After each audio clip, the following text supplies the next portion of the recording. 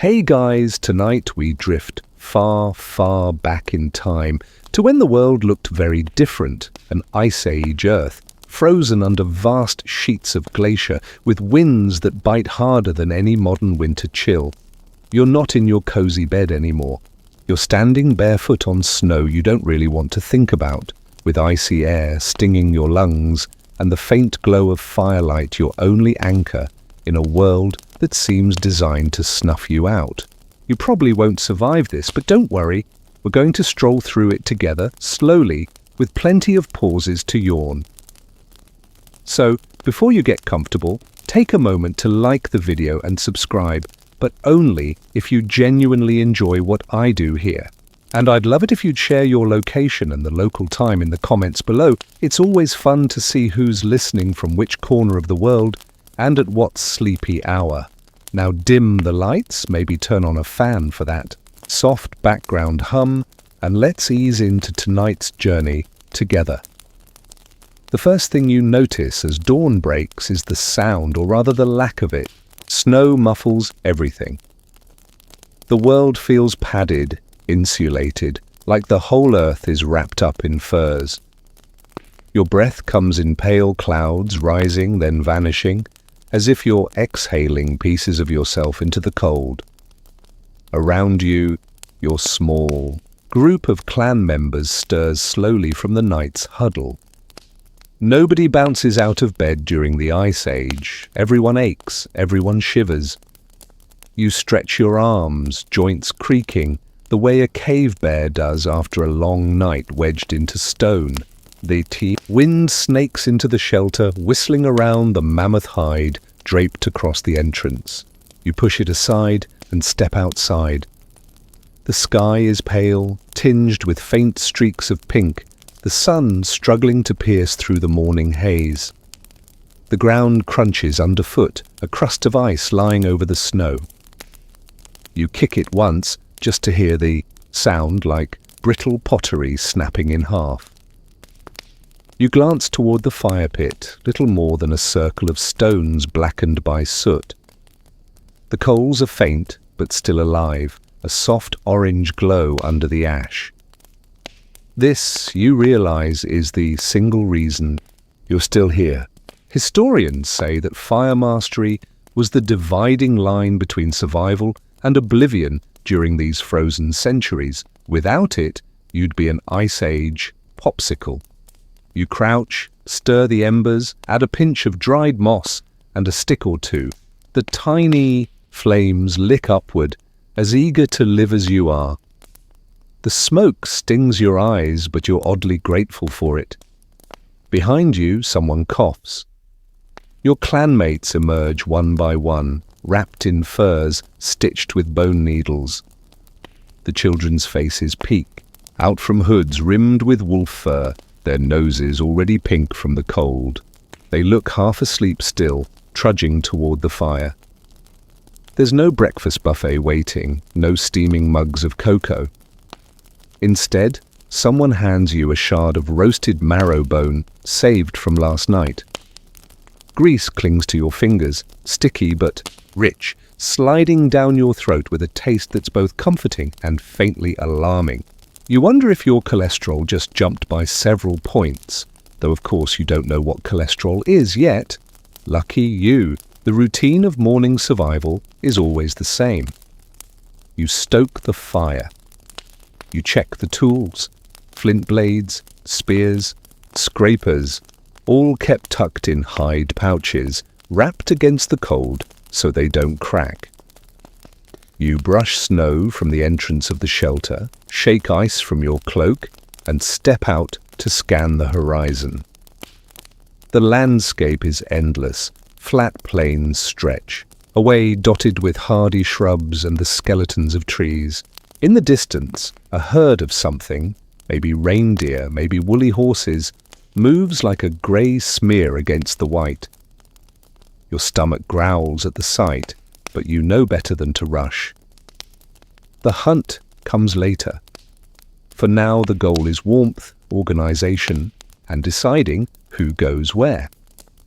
A few of the stronger hunters will scout tracks in the snow. Others will gather frozen wood, though wood here often means brittle branches, barely worth burning. You might search for edible roots, though most are locked under ice so stubborn it would make a freezer jealous. Still, there's no skipping chores. To survive the Ice Age, laziness equals extinction. As you move through these motions, you think of how much knowledge has already been passed down, little techniques that keep you alive. You remember how your elders showed you to wrap dried grass inside your boots to keep your toes from freezing. You remember learning to sleep in a circle, feet toward the fire, so body heat and flames create a double shield against the night. Historians still argue whether early humans developed these tricks independently in each region, or whether clans learned from each other as they migrated. Either way, the fact is, you're here, and you're not frozen solid, at least not yet. The sun finally peeks out, a pale coin rising slowly, and you let the weak light wash over your face. You close your eyes and imagine warmth, though it doesn't deliver much. The Ice Age sun is more decorative than functional. Still, you tilt your chin toward it like a lazy cat. One of your clanmates laughs softly at the sight. Humor is rare in the mornings, but it slips out sometimes, even here, even now. Maybe because laughter feels like defiance. The fire pops. Someone adds another bone to roast, the fat sizzling. You settle on a stone, pull your furs tighter, and glance at your companions, tired, hungry, already planning the long day ahead. And yet, in this small, smoky circle, with the faint warmth flickering against the endless cold, you feel a quiet certainty. You've made it through another night. Dawn has come, and you're still here. The snow crunches beneath your feet as you step away from the safety of the fire and toward the vast blankness stretching out before you. Out here, food doesn't deliver itself, unless you count the occasional frozen hare that quite literally drops dead in front of you, which, let's be honest, doesn't happen often. Instead, you rely on the art of tracking, a skill passed down with patient repetition, sharpened with trial and error, and sometimes flavored with a little luck.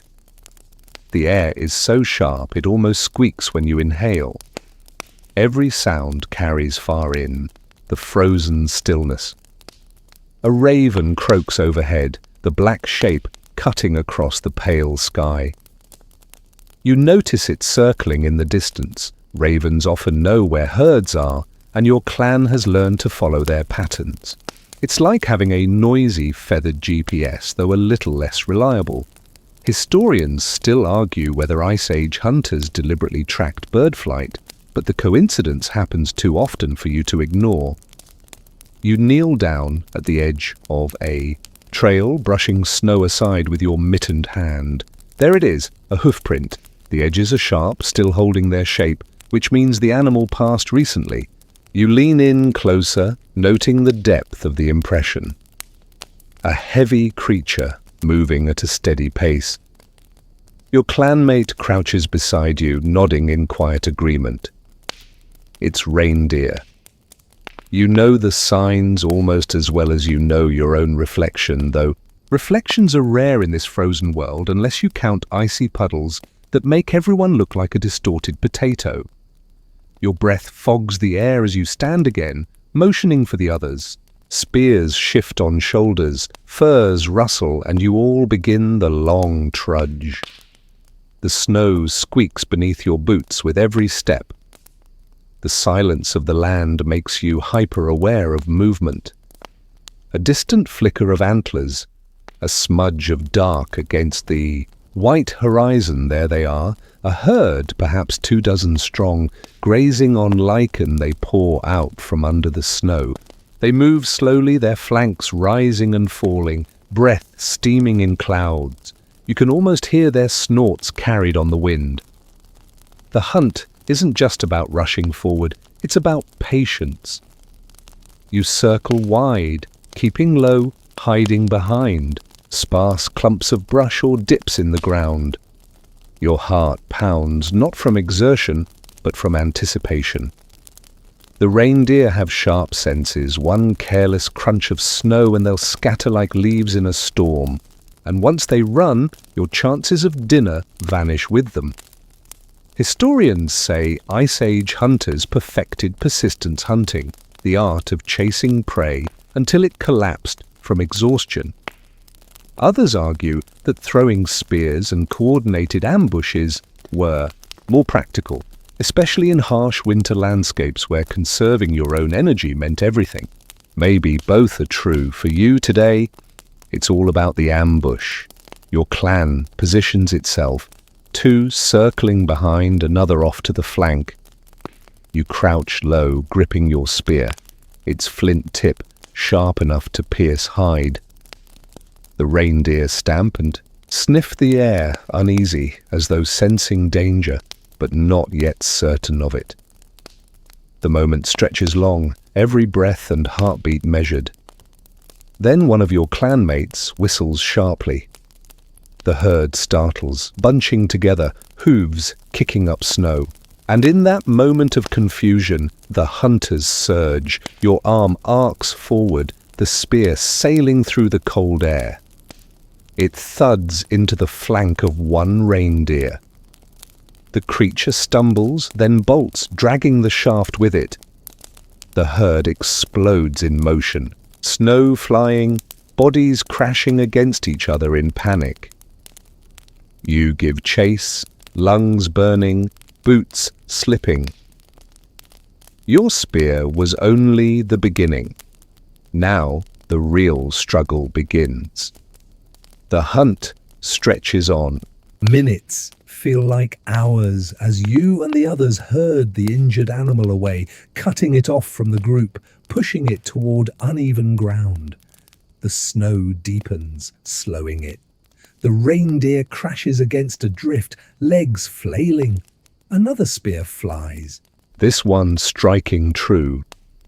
The animal collapses at last, breath steaming in ragged bursts, then fading into stillness. You approach slowly, heart pounding, every muscle aching. There's a silence that falls after a kill, a mixture of relief and reverence. One of the elders murmurs thanks, a ritual gesture to honor the spirit of the animal. Historians still debate whether Ice Age hunters had fully formed spiritual systems or if gratitude was more instinctive, but standing here, you feel the weight of life and death. The reindeer fed you by giving its own life, and that's not something you ignore. The work begins immediately. Knives of flint and obsidian slice through thick hide. Steam rises as warm blood meets the icy air, curling upward like mist. The meat will be shared, the hide scraped and dried for clothing. The sinew pulled into threads for stitching. Even the bones will become tools, needles, and spear tips. Nothing goes to waste. You remember a joke one elder once told. The only part of a reindeer we don't eat is its shadow. It wasn't exactly hilarious, but in the Ice Age, humor doesn't need to be polished. It just needs to exist. By the time you haul the meat back to camp, you're sore and exhausted, but a little spark of pride warms you. The fire greets you again, flames licking at the cold air. Children rush forward, eyes wide at the sight of food. The clan buzzes with renewed energy, laughter mixing with the smell of roasting fat. Tonight, you won't go hungry, you settle near. The flames, watching sparks spiral into the night sky. Your stomach growls, but you feel content. The day has been hard, the cold relentless. Yet here you are, with food, with fire, with survival, snatched once again from a world that seems determined to bury you in snow. The hunt is finished, the fire fed, and the clan's bellies filled, for now. But in the Ice Age, one problem solved only reveals the next. Tonight, as the wind stiffens and snow begins to swirl again, you realize it doesn't matter how much food you have if you can't keep the cold from clawing into your bones. Shelter is not a luxury. It's the thin line between waking in the morning or becoming a frozen exhibit for some future archaeologist to fawn over. You glance at your current refuge, little more than a cave hollow pressed into a ridge. The rock walls are damp, glistening, with trickles of frozen condensation. It's not perfect, but at least it blocks the wind. Others in your clan already start reinforcing the entrance with mammoth hides stretched across a frame of heavy bones. The skins flap. When the gusts rise, but tied tightly with sinew, they create a kind of doorway, primitive but surprisingly effective. Historians still argue over how much Ice Age people relied on natural caves versus building their own shelters. Caves had advantages, ready-made walls and protection from predators, but they were often drafty, smoky, or occupied by animals who weren't keen on sharing. Your clan knows both approaches, sometimes caves, sometimes ingenious constructions of bone, hide, and snow. Tonight, you're trying a hybrid, adding structure to the cave mouth as though layering blankets against the night. You help haul massive bones into place. Femurs and tusks from mammoths long since consumed. They're heavy, awkward, but you slot them into the frozen ground like the skeleton of a house. Over this, others stretch more hides, lashing them tight. Soon, the wind is muted, the crackling fire feels stronger, and the air inside begins to warm just enough to fog with breath. You can actually wiggle your toes again, which feels like a small miracle. You can't help but think of modern houses, central heating, double-glazed windows, roofs that don't occasionally collapse under a snowdrift. Here, if you fall asleep, too close to the wall, you wake with your hair frozen to the stone. And yet, with teamwork and endless small adjustments, another layer of hide here, a patch of moss stuffed in that crack there, this shelter becomes home. Cozy is a relative word, but it fits. The children crawl toward the back of the cave, where furs are piled into a soft nest. They giggle, hiding under them like it's a game. Adults aren't as playful. They're busy arranging meat racks near the fire, careful not to let the smoke choke the room. Someone carves a shallow groove in the dirt floor, a trench to let the smoke filter out toward the entrance flap. It's clever, but it doesn't completely solve the problem. Before long, your eyes sting and your throat burns. You cough, waving at the haze. One hunter jokes that if the cold doesn't kill you, the smoke surely will. Everyone laughs because complaining is a kind of survival too. Out beyond your walls, snow thickens. You hear the muffled cries of wolves carried on the wind. They sound closer tonight. The hides tremble as the gusts rise, but you're not worried, not really. Inside, the fire glows, throwing dancing shadows across the walls. It's here, in this half-light, that humans first began to decorate their shelters, not with rugs or potted plants, but with paint, ash, and imagination. Someone fetches a chunk of ochre, grinding it to powder, mixing it with animal fat. They smear it onto the rock wall, sketching the outline of a bison, horns lowered, body powerful. The image takes shape under flickering firelight, and suddenly it seems to move, the shadows animating it as though alive. You lean back, watching, oddly soothed. Was it art? Was it magic? Historians still debate whether these paintings were decorative, spiritual, or teaching tools for the hunt. But here and now, as you trace the shapes with your eyes, you simply feel calmer, as though the walls themselves are protecting you with their painted guardian. The night grows long. You nestle into your furs, the crackle of the fire steady. The hides, rustling softly with each push of wind. A faint drip echoes deeper in the cave, steady as a heartbeat. Around you, clanmates doze in uneven clusters, their breathing sinking into a rhythm that almost lulls you, like the world itself is settling into slumber. You curl tighter, shoulders pressed to the warmth of another sleeper. Human closeness matters. Here, not just emotionally but physically, heat shared is heat saved. You remember the trick. Arranging yourselves in a rough circle, feet toward the flames, forming a ring of warmth. It's not glamorous, it's not comfortable, but it works. As you drift, you catch yourself wondering what it must be like to live in a world where walls don't need constant patching, where winters are fought off with buttons instead of bone scrapers.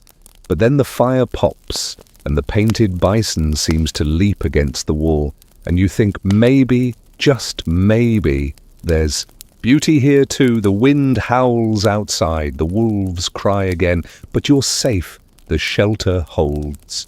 The fire crackles softly at the center of your shelter, its glow flickering over bone, hide, and tired faces. You watch as sparks dance upward, vanish into the haze, and return again, in miniature, as warmth against your chilled cheeks. Fire is more than a tool, it's your lifeline, the one invention standing between you and the endless, indifferent cold. Without it, you'd be nothing more than a stiff shape under the snow by morning. You shuffle closer, rubbing your hands, feeling your fingers ache as the blood returns to them. The art of fire isn't simple. You've seen it die too quickly, smothered by damp wood or a sudden gust, and you've endured the bone-deep misery of trying to coax flame from nothing in the frozen dark. That's why the embers are guarded, like treasure. One clanmate carries a pouch lined with moss and ash, inside of which a small coal glows faintly, even on long journeys. It's like carrying a living pet, one that demands constant attention. Feed it tinder, shield it from wind, don't drop it into the snow unless you really want to hear everyone groan in despair. Historians still argue whether your kind first learned fire by capturing it from lightning or volcanic sparks, or whether persistence and endless experimentation with flint and wood gave rise to control. Either way, you know the value. Fire cooks your food, keeps predators at bay, hardens your wooden spears, and, most importantly, makes the brutal cold something you can fight instead of simply endure. Tonight, you practice. You squat low, gripping 2 pieces of flint, striking them together until sparks jump. They sputter into a tuft of dried grass, which smoulders reluctantly. You blow gently, cheeks puffing, coaxing the ember until it blossoms into flame. For a moment you feel a strange pride, as though you've done something no one else in history has managed. Then, of course, a gust sneaks through the hides, nearly snuffing it out. You mutter something under your breath that future linguists would probably translate as, "Oh, come on." The clan laughs at your expression. Laughter, once again, softens the cold. Soon the fire steadies, logs crackling, resin hissing. Someone tosses in a hunk of dried pine. The scent of sap fills the air, sharp and sweet. Smoke curls upward, stinging your eyes, but making the shelter feel oddly homey. If you close your eyes, you can almost imagine you're in some rustic cabin, centuries ahead of its time. Almost. The flames don't just warm your skin, they gather the group. People edge closer, knees drawn up, furs wrapped tight. Stories begin, murmured in low voices, punctuated by crackling wood. One elder tells of a hunt where they once trapped a woolly rhino by digging pits along its path. Another jokes about a man who tried to dry his boots too close to the fire and ended up with shoes shaped like melted pancakes. You chuckle, picturing it. Humor helps. even if the punchlines are smoke-choked. You watch the children stare into the fire, eyes wide, captivated. Firelight has always had that hypnotic power, pulling you in, making time soften and thoughts drift. Historians suspect that sitting by fire for hours helped humans develop storytelling, memory, and even language. After all, what else do you do when the sun sets at 4 in the afternoon and it's too cold to move? The flames become a stage, shadows dancing, words flowing, an imagination carrying you far beyond the cave. There's danger in fire too. You remember the time sparks leapt onto a hide curtain, sending everyone scrambling to beat it out before. The whole shelter went up like kindling. Fire gives, but it also threatens. You treat it with respect, like a temperamental elder, useful, wise, and always on the edge of snapping at you. Tonight, though, the flames are kind. They throw a circle of light against the cave wall, illuminating the bison painting from earlier. The flicker makes the beast seem to move, hooves pounding, horns tossing. For a moment you imagine it stepping right out of the stone. Maybe that's the point. Maybe fire and art together blur the line between the real and the imagined. As the night deepens, the fire becomes your timekeeper. You watch logs shrink into glowing coals collapse into ash. Someone adds another branch and the cycle renews. You stretch your legs toward the warmth, sighing as muscles relax. You think of the wolves outside, prowling in the snow, but here, within the fire's reach, you feel untouchable. It's like sitting in the center of your own small universe, the cold kept at bay by this fragile sun you've built. You lean back, eyelids drooping, the soft hum of conversation fading. The fire crackles and the smell of pine lingers. Tomorrow there will be more hunts, more building, more endless snow. But for now, in the glow of flame, you're safe, you're fed, and you're warmer than you have any right to be.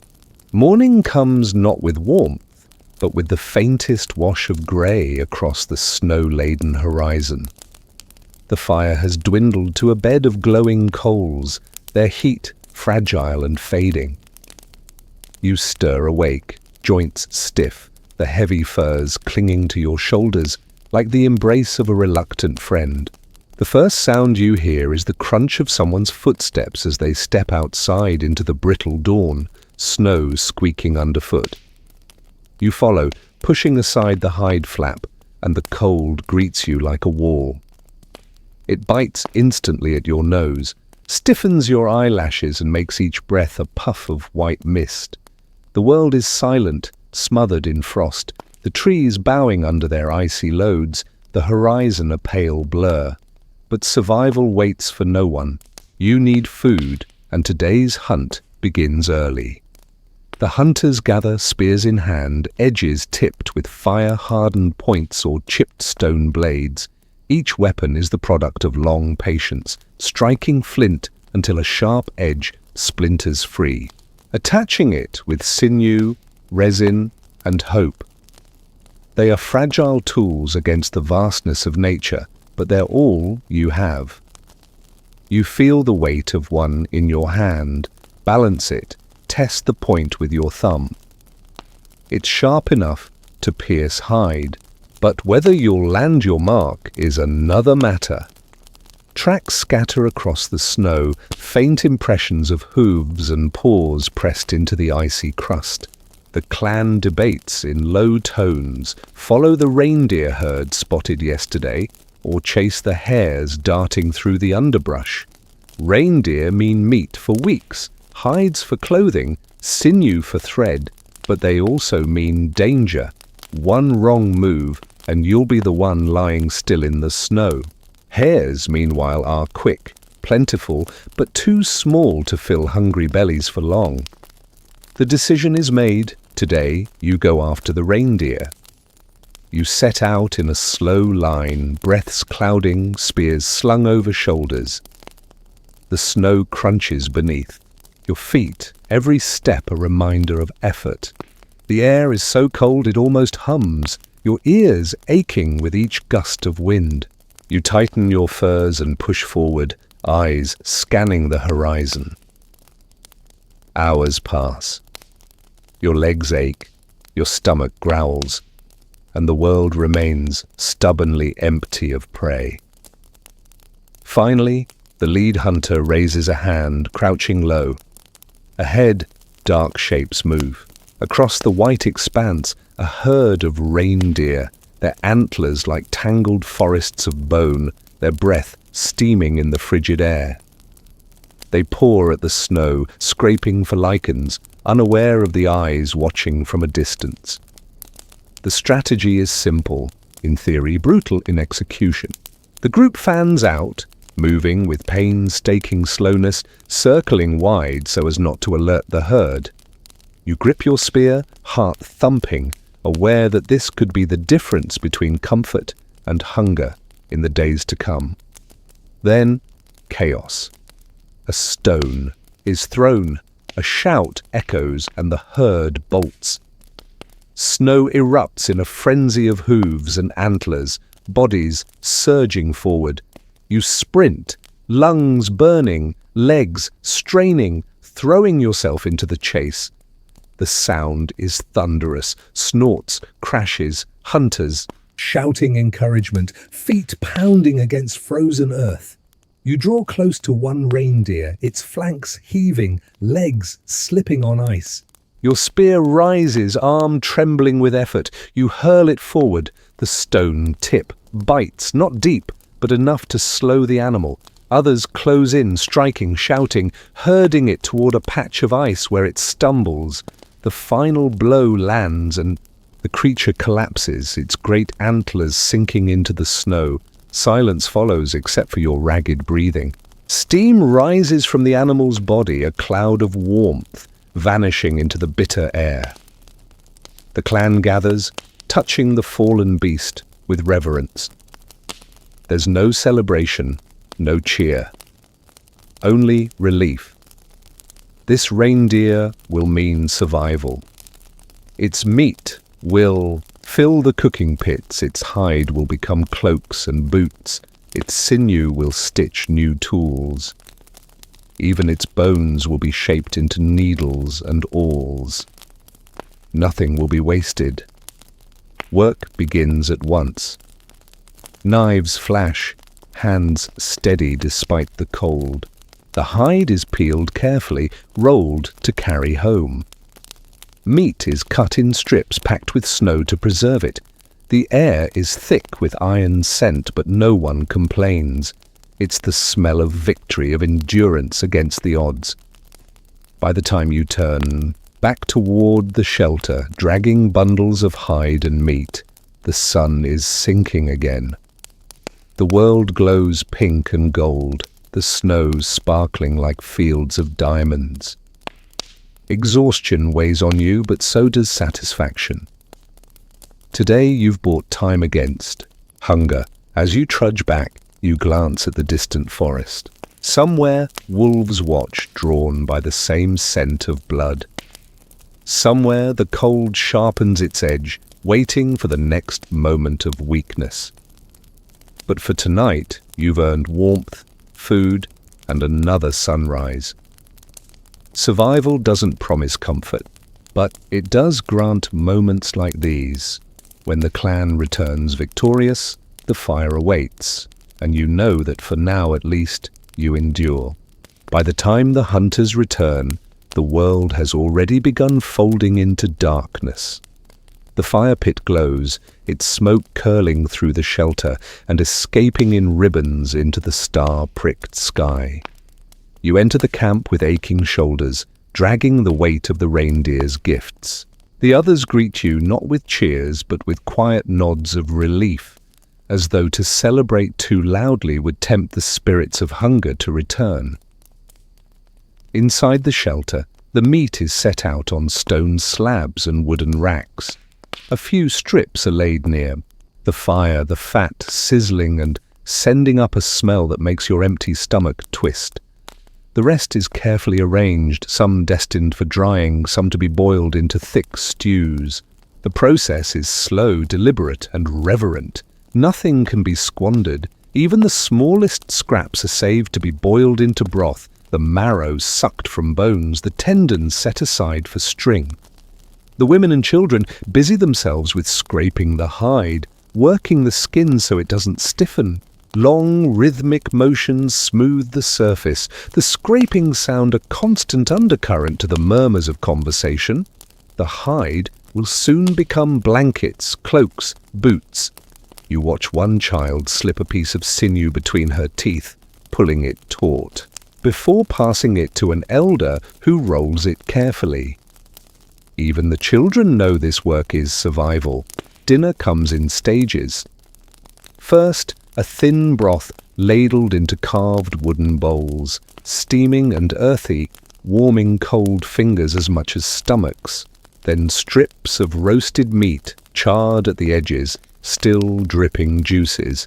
It is not a feast, but compared to days of hunger, it feels abundant.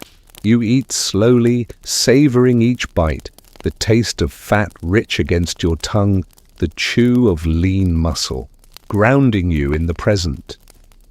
When bellies are full, the work continues. The hunters tend to their weapons, retying loose bindings, chipping at new flint blades. You sit beside them, sharpening your own spear point, the scrape of stone against, stone rhythmic and hypnotic. Sparks flash now and then, tiny bursts of light against the deepening night. Around you, the murmur of voices rises and falls, punctuated by occasional laughter. The clan is tired, but tonight there is safety in numbers, in firelight, in the knowledge that tomorrow's hunger has been pushed away. Outside, the world is vast and merciless. The wind prowls at the edges of the camp, rustling the hides that form the walls. Somewhere in the distance, wolves call, long and mournful, the sound carrying over the snow. The children press closer to their mothers at the sound, eyes wide, but the elders only nod knowingly. Wolves are not enemies to be hated, but rivals to be respected. Like you, they too must eat, and tonight they will feast on the scraps left behind. As the fire burns lower, stories begin. An elder speaks, his voice rough but steady, weaving tales of ancestors who followed the herds across endless plains, who fought storms and spirits and survived by cunning and will. His words are not simply entertainment, they are instructions, hidden within memory. How to find water in frozen rivers. How to follow the stars when the land seems endless. How to read the wind for storms. You listen, heavy-eyed, each word embedding itself into the fabric of survival. At some point, you drift into a doze, though the voices and crackle of the fire remain like a dream around you. Sleep is shallow, fractured by the cold, seeping into your bones, but it is sleep nonetheless. Outside, the wolves' howls fade, replaced by the eerie stillness of the frozen night. The stars wheel overhead, bright and sharp, their constellations familiar markers of time and season. But peace is never full. In the middle of the night, a sudden gust tears through the shelter, rattling hides and scattering embers. The clan stirs, half awake, shivering as the wind cuts like knives. A hunter rises, checking the bindings of the shelter poles, tightening them against the storm. The fire is fed with the last of the wood, flames licking high before settling into a steady burn again. You pull your furs tighter, burying your face against the rough fibers, willing warmth back into your body. Eventually the wind passes, leaving only silence. You drift again into uneasy dreams of snow stretching forever, of prey vanishing into mist, of fire that flickers no matter how much wood you throw upon it. When you wake again, the world outside is pale with dawn. The air smells of smoke, meat, and cold stone. The clan rises slowly, shaking off fatigue, stretching sore limbs. Today will bring more work. Drying meat on racks built outside, scraping hides again, checking traps set the day before. There is never a day of rest, only moments of reprieve. Yet as you pull on your boots, cinch the furs at your shoulders, and step out into the dawn, you know the clan has bought another chance. Survival is not victory. It is simply endurance. One day, and then another, and another still. The fire burns, the snow falls, the hunt continues. And as long as those things remain, so too will you. The morning begins with the smell of smoke still clinging to the hides of the shelter, the air thick with the mingled scents of charred wood, boiled broth, and tanned leather. Your body is stiff from the cold, every joint reluctant to move, but the day has no patience for aching bones. Already the clan is stirring. Children stretch under heavy furs, elders cough and mutter as they rise, and the hunters check their spears with quiet precision. The world outside waits, indifferent, and it is up to you to meet it. Stepping into the snow, the sky greets you in pale shades of silver and grey, the kind of muted light that hints at storms yet to come. Your breath clouds before you, drifting, upward like a ghost. The camp feels small against the endless horizon, the smoke of your fire trailing into nothingness. You tighten your furs and walk toward the racks where meat hangs in strips, stiffened overnight by the cold. Fingers numb, you turn the pieces to ensure even drying, brushing off frost that threatens to spoil them. Nearby, others work on the hide, stretched taut over wooden frames. Scraping continues, the steady rasp of stone against skin almost soothing. A woman hums softly as she works, her tune carrying into the brittle air, a reminder that even in this harsh land there is room for rhythm, for memory, for something like song. Children gather snow in baskets, bringing it back to melt over the fire for water. Every movement has purpose. Nothing is wasted, not energy, not time, not life.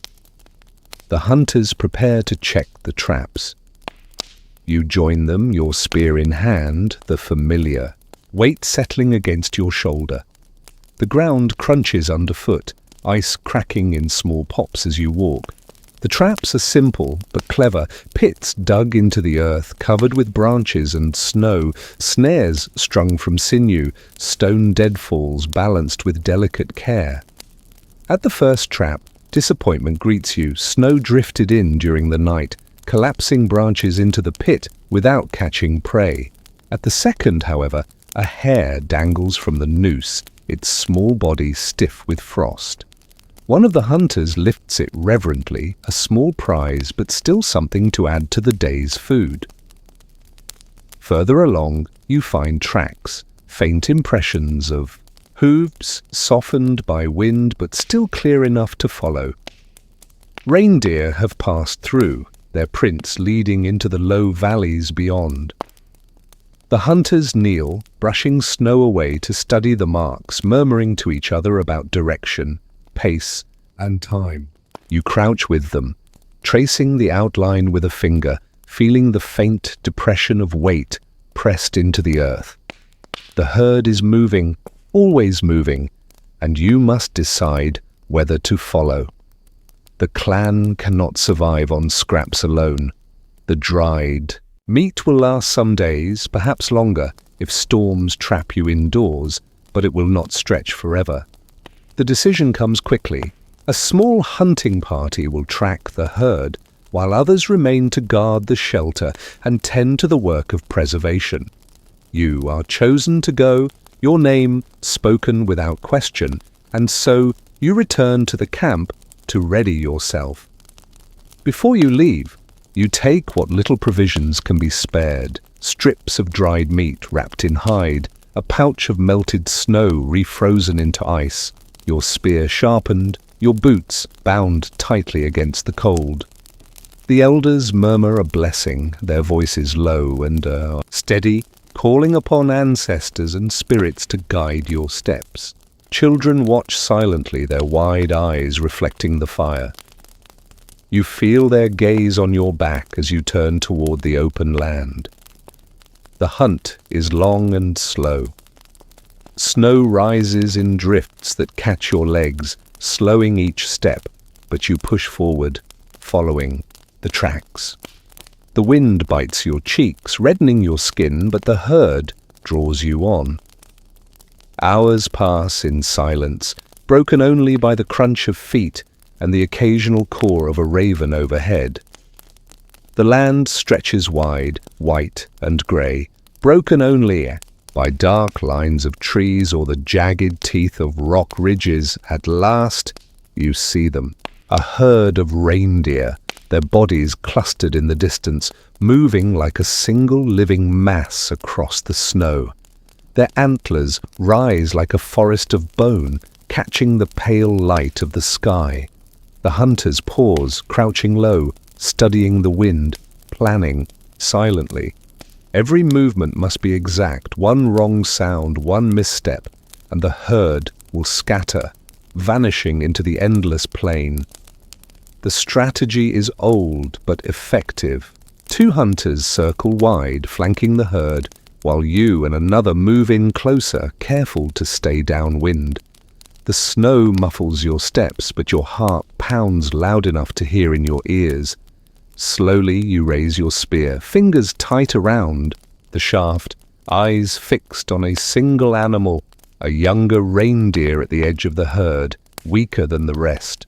The others notice too, and with a sudden shout, the drive begins. The herd surges forward, hooves pounding, snow spraying in wild bursts. The ground trembles beneath their weight, a thunder of movement that shakes the air.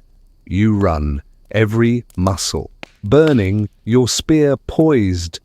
The chosen reindeer stumbles, separated in the confusion, and you seize the moment. With a swift lunge, the spear drives forward, sinking deep. The animal cries out, its legs collapsing beneath it. The struggle is brief but fierce, and then it is over. You stand, chest heaving, snow clinging to your furs. Around you, the herd vanishes into the distance, their forms shrinking against the horizon until nothing remains but silence and the steam rising from the fallen body. The hunters gather, their faces solemn but relieved. Another day has been won. The body is heavy, but together you lift it, binding it with ropes, preparing to drag it back to camp. The journey home is harder. Muscles ache, hands blister. The cold gnaws deeper with every step. Yet the weight behind you is more than burden. It is life. The camp will eat again. The hides will warm bodies through bitter nights, and the bones will serve new purposes. By the time the smoke of the shelter comes into view, exhaustion threatens to topple you, but pride steadies your legs. When you finally cross back into the circle of firelight, the clan gathers, their faces brightening at the sight. The reindeer is lowered with care, and the work begins once more. The butchering, the scraping, the boiling. There is no triumph shouted, no dancing, no revelry. Only quiet satisfaction, and the unspoken knowledge that survival has been bought again. One more day wrestled from the frozen earth. By now, your small group has become a living experiment in Ice Age engineering. Survival isn't only about food and fire anymore. It's about reshaping the natural world to bend just slightly in your favor. When the cold claws at your bones and predators stalk the edges of camp, you learn quickly that cleverness buys more time than brawn alone. So tonight, under the pale shimmer of the aurora, You work with others to build something greater than a pile of hides or a crude shelter. You're turning bone, stone, and earth into the earliest prototypes of a home. The bones come first. Mammoth. Remains are everywhere, sometimes from a beast that fell in the hunt, but often from one that perished naturally, leaving behind tusks curved like crescent moons and ribs big enough to dwarf your chest. Instead of wasting them, you and your kin arrange these bones into a frame, arching them like the skeleton of a cathedral. Over this strange architecture, thick hides are draped and lashed tight with sinew, creating a tent that doesn't flap and whimper against every winter gust. Archaeologists have found sites in Ukraine and Siberia where entire villages were shaped this way, mammoth bone neighborhoods standing firm for seasons at a time. It's not pretty by modern standards, unless your idea of luxury is giant, ribcage chic. But in the Ice Age, it's practically real estate gold. Inside, fire becomes more than light and heat. It's your central appliance. You've already learned to spark flame with flint and pyrite, the old rock beats darkness trick. But maintaining fire is a whole different art. Coals are banked under ash so they can smolder overnight, ready to be coaxed alive again with a few puffs of breath. Charcoal and bone marrow make surprisingly decent fuel, though your cave neighbors might complain about the smell. Some researchers even argue that controlling smoke flow through holes in the structure or carefully stacked rocks was the first step toward experimenting with ventilation. Historians still argue whether these clever adjustments were deliberate engineering or just happy accidents, but either way, you can breathe without coughing your lungs out every night. That counts as progress.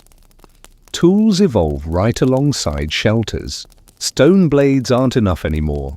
You start crafting awls, needles, and scrapers to shape hides more tightly around your bone house. With sinew thread, you stitch together layers of fur, not just for clothing, but for lining the walls, muffling the cold's endless intrusion. Every object around you whispers of innovation born from necessity. Ivory beads carved to secure fastenings, cordage twisted from plant fibers, even clay figurines molded by the firelight. Some scholars think those figurines had ritual importance, others that they were just Ice Age stress toys. Honestly, given the circumstances, either explanation feels valid. The joke, of course, is that your advanced setup still leaks like a cheap camping tent. Snow drifts in through seams, condensation turns to frost on the ceiling, and every so often the hides slump under the weight of wet sleet. But compared to huddling under a single branch in the open wind, this feels like a mansion. When the gale rattles outside and wolves howl beyond the fire's glow, you know the structure around you makes all the difference. It transforms raw fear into tolerable discomfort, and in the Ice Age, that's a massive upgrade. You find yourself thinking in systems, even though you'd never call it that. Fire plus bone frame plus hide plus tools equals survival. There's no blueprint, no teacher, no manual, just the constant trial and error of daily life. Burn too much fuel too quickly and you'll freeze tomorrow. Store hides poorly and they'll rot into foul, useless slabs. Lash bones too loosely and the whole thing might collapse in a blizzard, turning your safe haven into a frozen tomb. Yet each misstep teaches, each patch improves, and slowly, without even realizing it, you become an engineer of a world not meant to welcome you. The environment still fights back, though.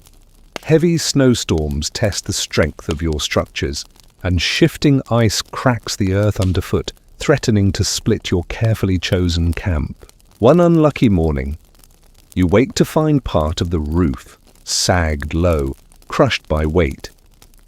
It takes the whole group working together, lifting hides and retying sinew to restore the balance.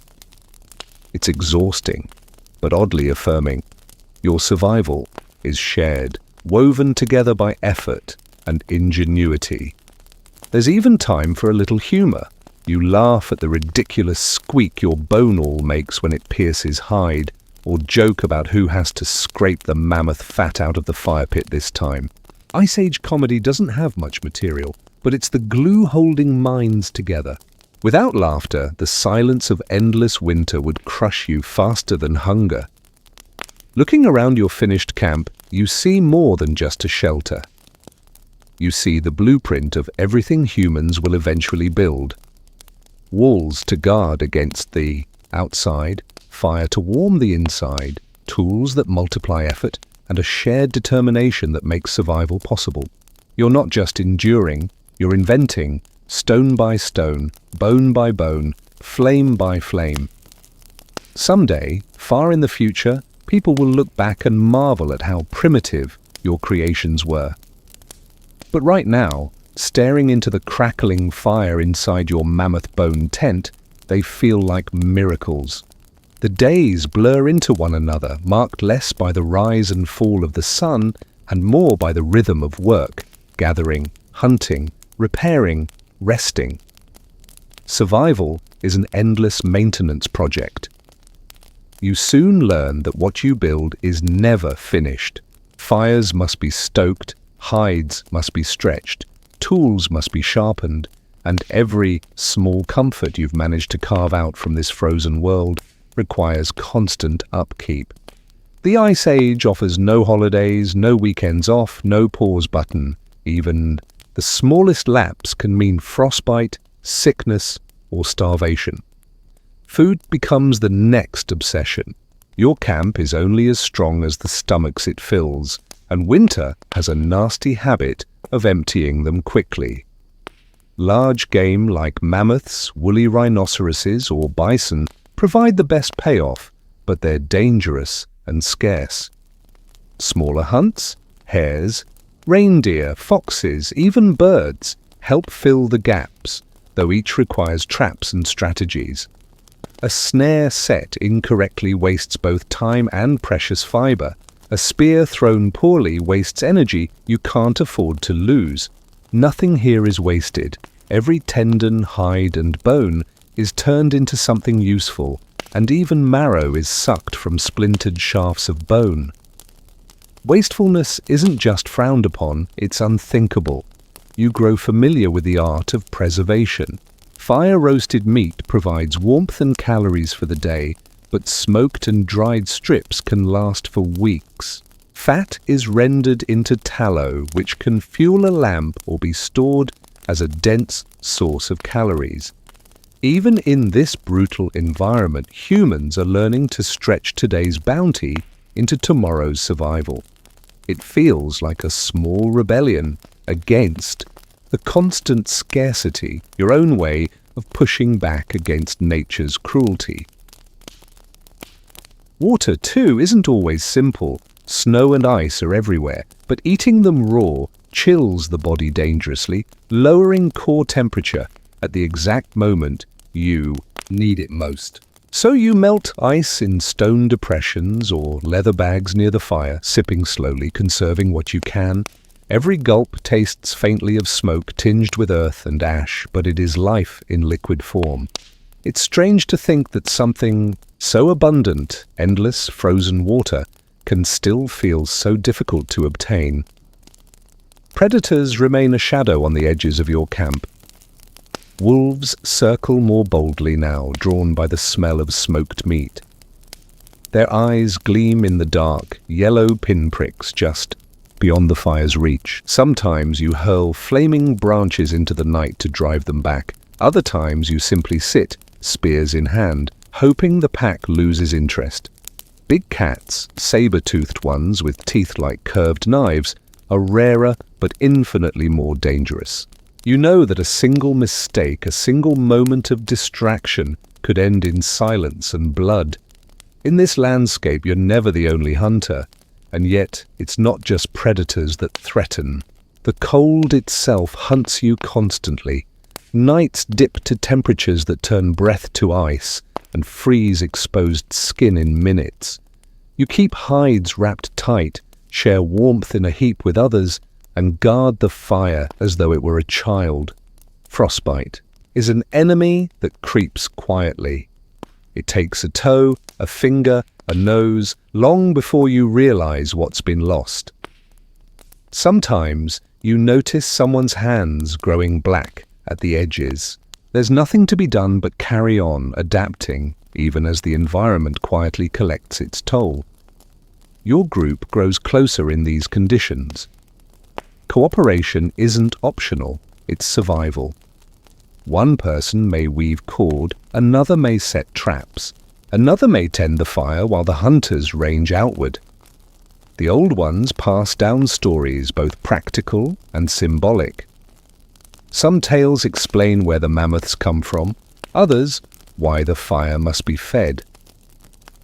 Are they literal truths? Perhaps not, but in the long silence of winter nights, stories are as essential as meat and water. They shape memory, teach lessons, and bind the group together in a way no spear or bone needle ever could. At times there are glimmers of something more than survival, moments of almost art. Someone absent-mindedly carves a line into bone, not for utility, but because the rhythm of scratching feels soothing. Someone else arranges beads of ivory into a pattern, wearing them not for warmth, but for beauty. Around the fire, you catch yourself humming without realizing it, a sound meant to keep fear away as much as to comfort. These small acts aren't luxuries. They're proof of humanity's refusal to be reduced entirely to hunger and cold. Even in the Ice Age, you reach for meaning. Of course, not every experiment succeeds. A poorly built snare collapses under snow. A spear shaft splinters mid-hunt, leaving you scrambling. The group sometimes argues over food, over strategy, over who failed at what. But arguments burn off quickly, replaced by the cold logic of survival. Anger doesn't catch fish, and pride doesn't stitch hides. The Ice Age teaches a simple truth. You need each other, whether you like it or not. Tonight, the aurora shimmers once more, a pale green river flowing across the sky. You look up, bundled against the cold, and wonder what it means. Maybe it's the fire of spirits, or ancestors hunting in the heavens. Maybe it's nothing but light. But in the hush of this endless winter, you let yourself believe it means something, if only to keep fear at bay. In a world so harsh, small wonders carry immense weight.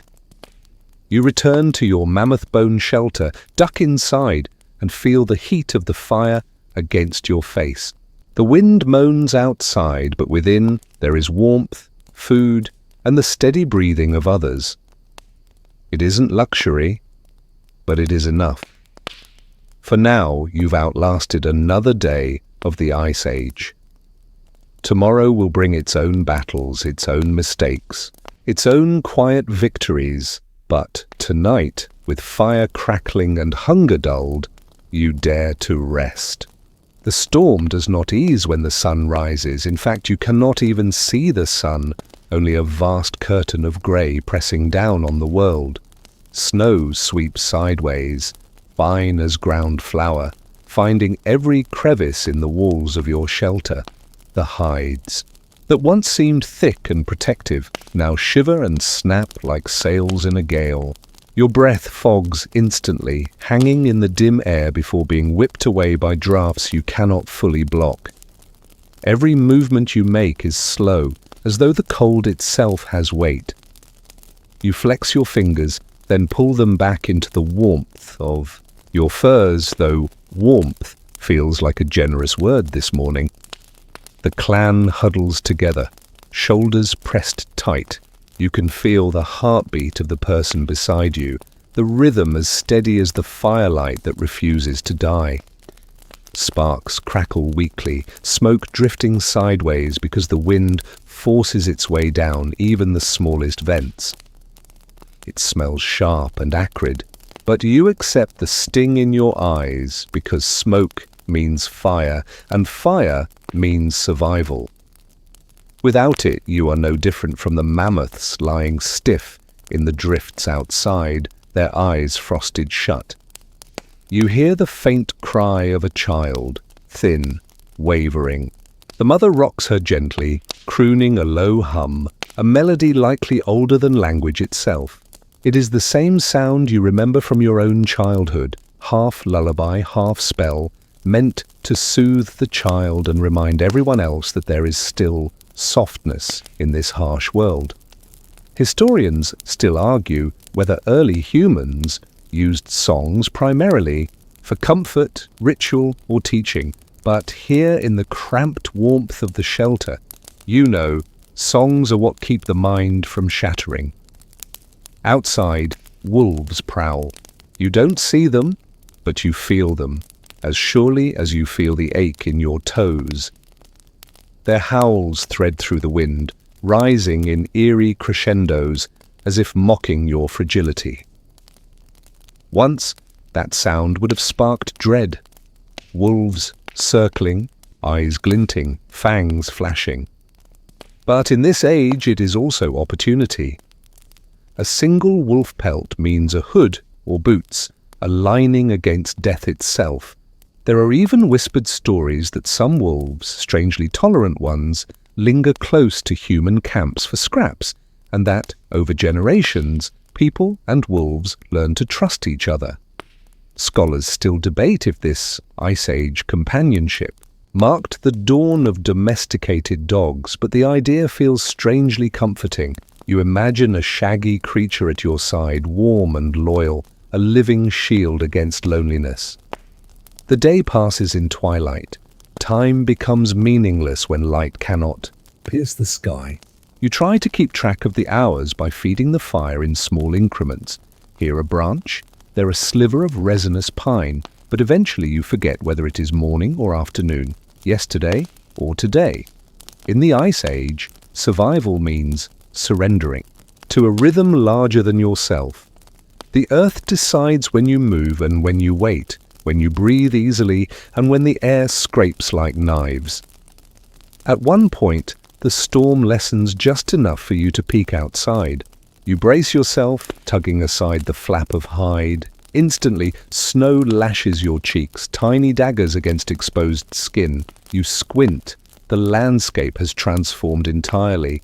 Landmarks you once knew, fallen logs, rock outcroppings are buried, erased. The world is a blank page, waiting to be rewritten. But you know better. That page is not empty, it is a trap. One wrong step, and the snow swallows you waist deep. You let the hide fall back into place, the interior suddenly feeling warmer by comparison. Food becomes the next pressing thought. Your stomach tightens, growling in complaint, though you hush it with a hand pressed firmly against your belly. There is dried meat left, stringy strips of mammoth and reindeer, smoked until blackened. You chew slowly, letting the flavor seep in, though flavor is mostly a memory of fire and salt. The meat is hard as bark, and you joke to yourself that one day, in some far-off future, people will pay high prices to eat leathery jerky as a snack. The absurdity makes you smirk, even as your jaw aches from chewing. Others share too. A fistful of bitter roots, a few shriveled berries that escape the frost. Every bite is a reminder that you are alive today, but not guaranteed tomorrow. You remember the cache buried outside beneath the snow. Frozen marrow bones, tough and greasy. Retrieving them means braving the storm, and so you wait, biding time, clinging to the hope that the wind will calm. As night falls, if night can even be called that, the fire becomes everything. Its light flickers across the faces of your clan, carving deep shadows that make them look like stone carvings, ancient, solemn. You realize suddenly how small your group is against the vastness of the world. Each person matters in ways that are difficult to express. One elder, one hunter, one child could tip the balance. And in this storm, balance is fragile. Sleep comes, fitfully, interrupted by drafts and distant howls. Your dreams are filled with movement, mammoths trudging through snow, glaciers creaking as they grind the land beneath them, rivers of ice shifting in slow, unstoppable waves. When you wake, it is to darkness once more, the fire dim but stubbornly alive. You feed it carefully, whispering almost like you're coaxing a pet. Stay with us. Because here in the Ice Age, fire is your truest companion, more faithful even than imagination. And yet you cannot help imagining. You picture yourself walking across a frozen plain, fur hood pulled low, breath streaming like smoke. Beside you, a wolf, no, perhaps a dog, pads quietly, eyes sharp, body pressed close for warmth. It is a picture of survival, of partnership, of possibility, and maybe, just maybe, that thought alone helps you last one more night in this endless winter. You stir awake before the sky begins to pale, your breath puffing clouds of frost into the gloom. The fire has burned down to glowing embers, and a quiet stillness fills the shelter. A few others snore softly, cocooned in furs, but you know there's no luxury of sleeping in. The Ice Age is not a season you sleep through, it's a season you outlast, one cautious step at a time. You stretch your limbs and crawl toward the hearth, coaxing life back into the coals with dry moss and shavings saved from yesterday's wood gathering. The flames leap back, and instantly the small chamber glows, shadows dancing across the smoke-darkened walls. A child stirs and smiles in their sleep, turning toward the warmth. For a fleeting second you feel a victory. It is the small wins that keep you alive. As the group rouses, you head outside. The snow crunches underfoot, your toes tingling with cold, even through layers of hide. The world is quiet, the kind of silence that feels like the earth itself is holding its breath. Overhead, wisps of dawn streak the sky in faint purples and blues. The hunt is scheduled for today, and preparations are already underway.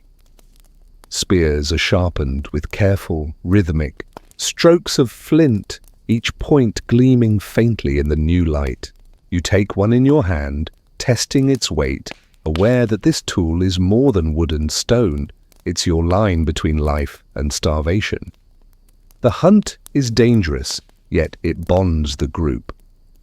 You march together in a loose line, following faint tracks pressed into the snow by reindeer. The animals migrate in herds, and intercepting them requires both knowledge and luck.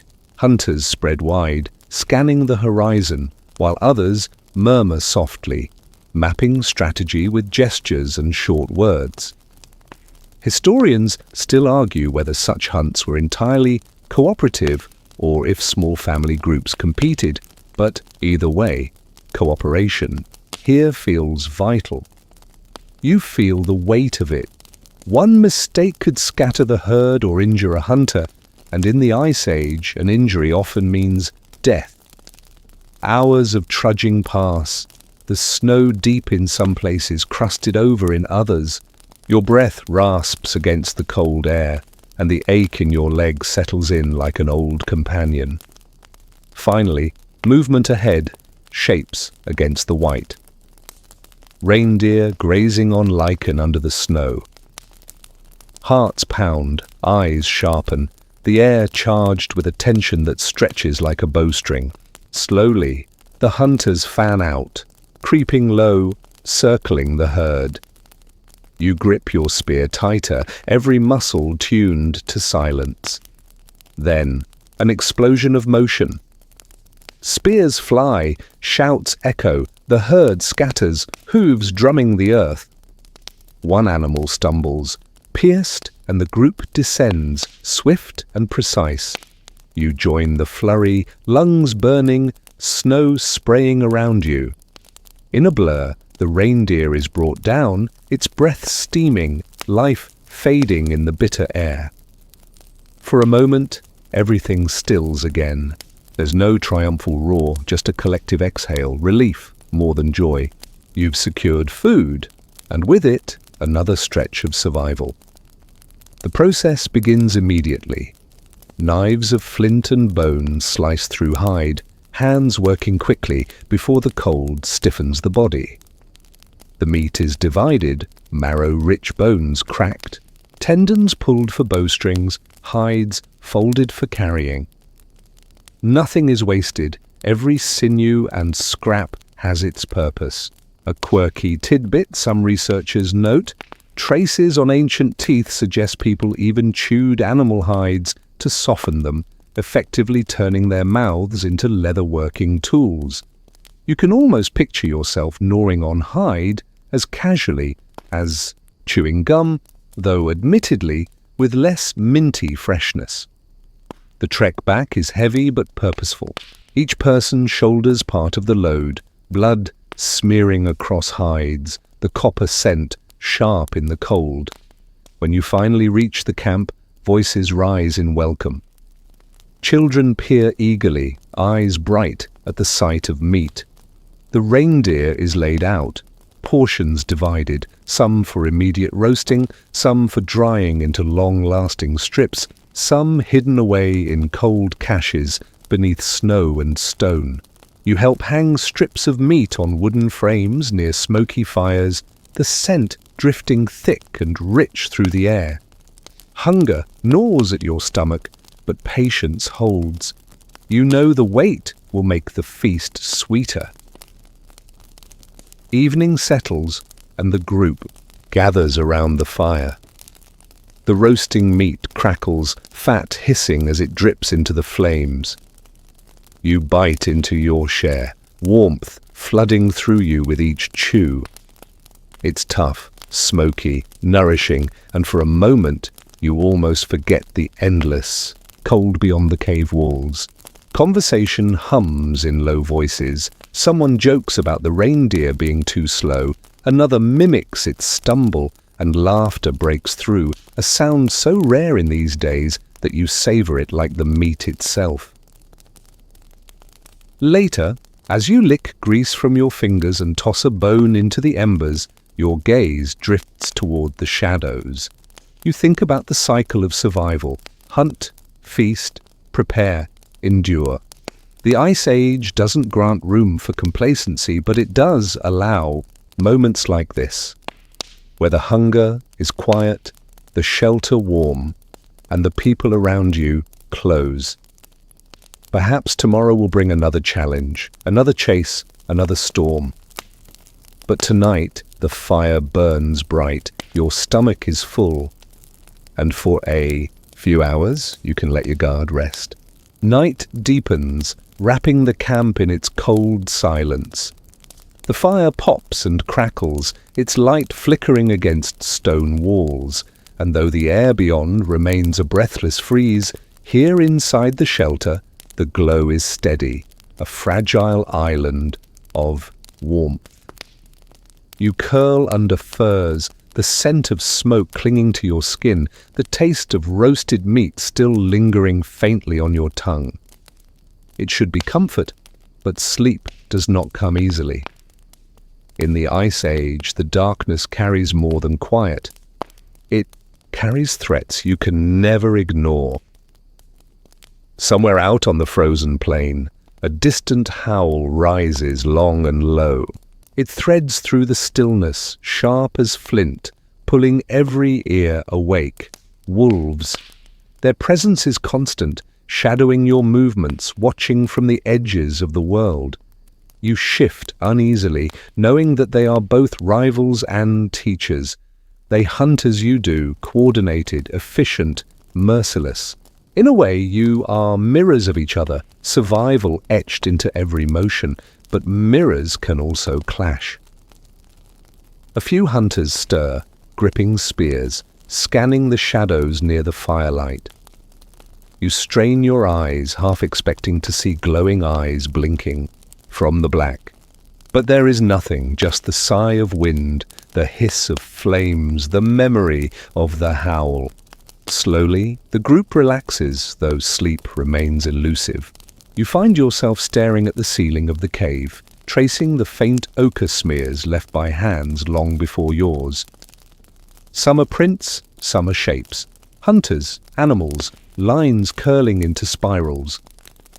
These marks are more than decoration. They are memory, communication, perhaps even prayer. They whisper that others have endured these same nights, that you are not alone in this endless cold. As the hours drag, your mind wanders to the next day's tasks. Food must be preserved, weapons maintained, hides softened, tools repaired. Life here is not a matter of single victories, but of repetition, of doing small things again and again until the rhythm itself becomes survival. Even something as mundane as cracking bones to suck marrow becomes sacred, a ritual of necessity that echoes across generations. Children murmur restlessly, and to keep them calm, an elder begins to hum. The sound is low and steady, almost like the growl of the earth itself. Then words join, simple phrases repeated until they blur into chant. It isn't quite song as you know it, but it fills the space, threading through the firelight like a second warmth. You close your eyes, and the rhythm lulls you, even as the cold presses close outside. At last, exhaustion softens the edges of your thoughts, and you drift into a shallow, quiet sleep. Dreams come, shapes of mammoths crossing wide white plains, rivers glittering beneath frozen skins of ice, fires glowing against endless night. They are not frightening dreams, nor vivid ones, only the drifting fragments of a mind that has worked hard and now yields to rest. Perhaps they are nothing more than scattered memory, or perhaps they are something deeper, whispers from the long silence of the earth itself. When you stir awake again, it is not to urgency, but to calm. The storm has eased, and the shelter is still. The fire burns low but steady. The hunters breathe quietly, children sleep, and the wolves outside have faded into distance.